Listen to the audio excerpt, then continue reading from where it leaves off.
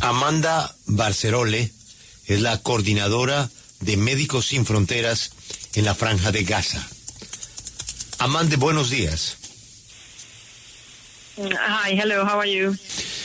Monsieur Calva, s'il vous plaît, oui. Salúdeme a la señora Amanda y dígale que por favor nos explique el impacto de los nuevos ataques de Israel sobre los pocos hospitales que están funcionando. ¿De qué alcance ha sido el tamaño del nuevo ataque?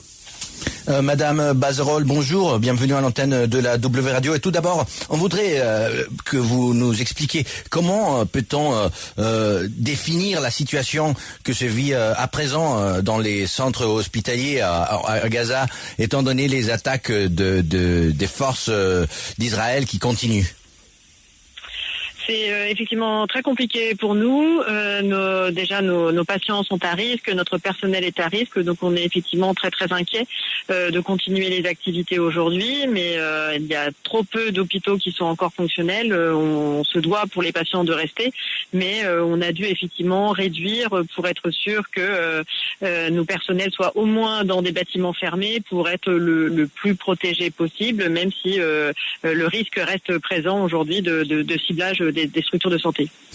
Pues nos dice que es algo realmente complicado. Sencillamente es que ya no quedan muy pocos hospitales funcionales. Tuvieron que reducir al mínimo la atención de personas, porque además están tratando de ubicarse en edificios que sean cerrados, que puedan garantizar un mínimo de seguridad para su personal, y de todas formas, estando dentro de un edificio cerrado, no hay garantías. Amand, se han escuchado muchos reportes de haber visto a los secuestrados, de haber visto a secuestrados israelíes en estos hospitales. ¿Hay algo que ustedes hayan conocido de este tema? Madame Bazerol, il y a des témoins qui disent que ils ont vu dans certains des hôpitaux qui marchent encore à Gaza quelques-uns des personnes qui se trouvent comme otages de Hamas. Est-ce que vous pouvez confirmer ça ou c'est pas vrai? Alors, je ne peux pas dire si c'est vrai ou pas. Ce que je peux dire, c'est qu'aujourd'hui, nous sommes à Nasser Hospital, qui est celui qui a été bombardé récemment, et que nous n'avons pas rencontré et nous n'avons pas vu ce type ni de mouvement de personnel, ni d'otages qui seraient passés par nos hôpitaux. Évidemment, nous partirions immédiatement si nous avions de telles informations. Nous ne pourrions pas continuer à travailler dans de telles structures. Pues nos dice que, mire, no nos puede decir ni sí ni no.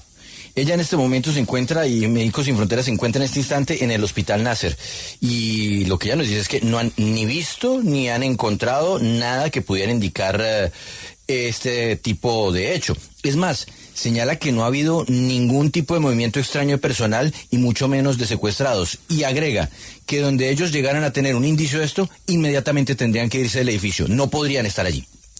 Sí, a mí me gustaría preguntarle, ella cuánto más cree que la población y también Médicos Sin Frontera pueda aguantar esta situación, estos ataques, porque vemos que cada vez se eleva más y más pues la cifra de muertos y heridos. Étant donné que les attaques continuent, vous avez déjà estimé combien de temps vous pouvez continuer à travailler à Gaza? Alors les attaques sont effectivement un gros problème, et nous ne pouvons pas fournir les soins que nous aimerions fournir et que nous fournissions avant, puisqu'on est obligé de réduire l'offre de soins pour être sûr de ne pas être exposé, de ne pas travailler sous tente dans certaines des endroits qui sont les plus exposés, mais également avec le blocus qui est en cours depuis le 2 mars, nous arrivons bientôt à la fin de nos stocks, pas de tous nos médicaments, mais de certains qui sont essentiels, notamment pour la chirurgie, l'anesthésie.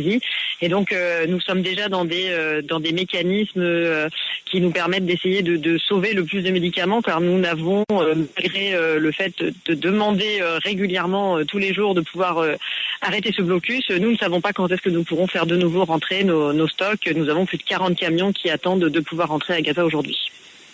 Pues nos dice que ese es el gran problema, porque sencillamente poco a poco se están quedando sin capacidad de atender a los pacientes porque se les está acabando todo, se les están acabando los medicamentos, se les están acabando todos los materiales que utilizan para la atención médica, y dice ella más aún después de que arrancó otra vez el bloqueo a Gaza el pasado 2 de marzo.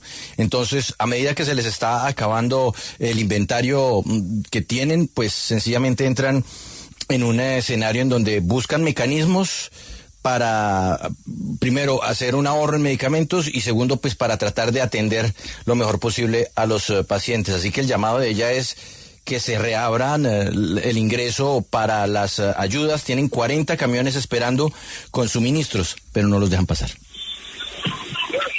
Sí, así es. Mi pregunta ronda en este tema. Quiero preguntar cómo hacen este tipo de organizaciones a la luz de esta falta de medicamentos, a la luz de falta de combustible, porque la mayoría de los hospitales de Gaza están enviando mensajes de aviso de que literalmente podrían parar sus servicios en cualquier momento, y quería preguntar cómo Médicos Sin Fronteras está haciendo para dar el tratamiento médico necesario y cuánto tiempo les queda para poder prestar atención a estos pacientes y heridos, y si no entra combustible, cuánto tiempo más podrían seguir funcionando. Madame Bazerol, cette question l'a fait notre correspondante à Gaza. Et elle dit que dans plusieurs hôpitaux, il y a déjà le problème de ne pas avoir du stock de médicaments. Il y a d'autres où il n'y a pas d'essence pour faire marcher l'électricité. Donc, pour vous, pour Médecins Sans Frontières, combien de stock vous avez d'essence pour faire marcher l'énergie et combien de jours vous avez encore pour avoir des médicaments et pouvoir traiter les gens? Alors, donc c'est une question compliquée à nouveau parce que les besoins sont très différents. Notamment aujourd'hui, on avait du stock, mais avec les récentes attaques, évidemment, on a doublé le nombre d'opérations qu'on a dû faire. Donc, les estimations sont faites sur des moyennes, et aujourd'hui, effectivement, ces moyennes sont extrêmement élevées. Donc, nous estimons que nous avons à peu près 1 mois d'activité à ce jour en ce qui concerne les médicaments. Sur les médicaments les plus critiques, d'autres pourraient durer plus longtemps, mais sans ces médicaments critiques, on ne peut pas continuer. Et quant à l'essence, aujourd'hui, nous, pareil, nous avons à peu près 1 mois de stock, mais ça n'est pas nous qui fournissons les hôpitaux, c'est le système des UN. Et donc là, je n'ai pas la réponse de combien de temps il leur reste pour pouvoir soutenir les hôpitaux qui nécessitent énormément de fuel pour les générateurs pour pouvoir faire fonctionner les salles de réa, etc. Pues nos dice Uda que es una pregunta complicada la que usted plantea. ¿Por qué? Porque sencillamente a medida que se dan más ataques, pues necesitan gastar más de lo que tienen en inventario y por ende todo se termina haciendo pues en una operación o en un cálculo que es un estimado. Teniendo en cuenta que en esta ofensiva, en cuestión de días, se ha duplicado el número de atenciones que han tenido que hacer a los pacientes, si se mantiene esta situación, en máximo 1 mes, ellos tendrán que cesar su actividad. Porque a pesar de los ahorros que se hagan, los medicamentos críticos no les van a dar para más. Asimismo, va a ocurrir con el combustible para las plantas de generación de energía. Les queda 1 mes y sobre esto, pues además están a la expectativa de lo que pueda hacer Naciones Unidas, porque el combustible lo aporta Naciones Unidas. Los medicamentos sí son de ellos, pero Naciones Unidas es la encargada del combustible y pues ahí tampoco es que haya un panorama muy optimista. Usted está en contacto directo con heridos y enfermos de manera constante. Algunos de ellos viajan hacia el exterior, fuera de la Franja de Gaza, para tratarse médicamente. ¿Cómo puede analizar el estado moral de los gazatíes en estos momentos, luego de 2 días consecutivos donde se presentaron protestas contra Hamas? Étant donné que vous êtes en constant rapport avec les patients, ce que vous parlez avec eux au sujet de l'état d'esprit qu'ils sont en ce moment-là, et en plus on sait que les 2 derniers jours il y a eu des manifestations contre Hamas. Est-ce que vous croyez que déjà les hommes, les femmes qui habitent à Gaza sont déjà fatigués de Hamas? C'est difficile à dire. Les patients sont un échantillon assez pas complètement représentatif de toute la population. Donc on voit effectivement des manifestations qui montrent effectivement une certaine fatigue de la guerre. En tout cas, ça c'est sûr. Du Hamas, voilà, ce sera à eux de le dire. Le temps le dira. Je ne suis pas forcément la meilleure placée pour pouvoir juger de l'ensemble de la population aujourd'hui. Pues nos dice Eddie que pues los pacientes son apenas una porción que considera ella no es muy representativa de la gente que todavía está en la franja de Gaza. Ella, más allá de hablarnos del tema de Hamas, dice, ahí es una fatiga, un cansancio absoluto respecto a la situación de guerra. En cuanto a la situación de Hamas y cómo lo están viendo hoy los habitantes de la franja de Gaza, nos dice que ella no se atrevería a hacer un diagnóstico y que será el tiempo el que podrá dar esa indicación.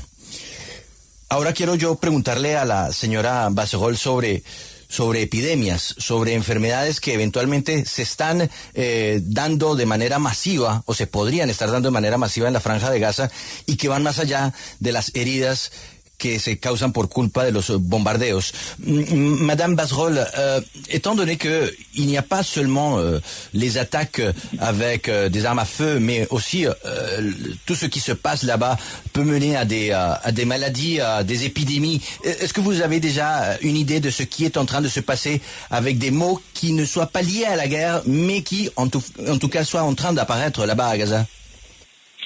Effectivement, donc là, l'accès à la nourriture, comme le blocus touche également la nourriture, donc on voit déjà des enfants qui sont pas encore tombés dans la malnutrition, mais qui sont fortement à risque.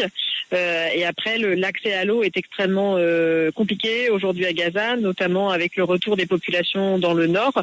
Nous étions plus ou moins installés dans le sud, on avait de quoi fournir en eau, et là, les déplacements de population, plus la guerre qui a repris, on a des difficultés à pouvoir approvisionner les gens, donc en termes d'eau potable et d'eau ménagère. Donc beaucoup de maladies liées à des maladies diarrhéiques, des maladies de peau, qui sont dues à un manque d'accès à l'hygiène. Esta fue Amand Basserol, la coordinadora de emergencias de Médicos Sin Fronteras desde Gaza. Muchas gracias. Gracias. Pues sobre esta pregunta dice, mire, en este momento las dificultades van en el siguiente nivel. Primero, la falta de acceso a la comida, a los alimentos, hace que ya haya un número muy grande de niños que están, si no, ya en situación de desnutrición, están en el borde, justo a punto de entrar a la desnutrición. Asimismo, el hecho de que se haya abierto el paso hacia el norte de la franja de Gaza y el regreso de una gran cantidad de población a ese sector, pues ha generado una nueva dificultad, y es el agua, porque ellos ya no tienen forma de hacer llegar el agua a esas poblaciones del norte, en donde se están disparando las enfermedades diarreicas, donde están disparadas también las enfermedades de carácter intestinal y gástrico, y la falta de acceso a la higiene en general se está convirtiendo también en otro dolor de cabeza para ellos.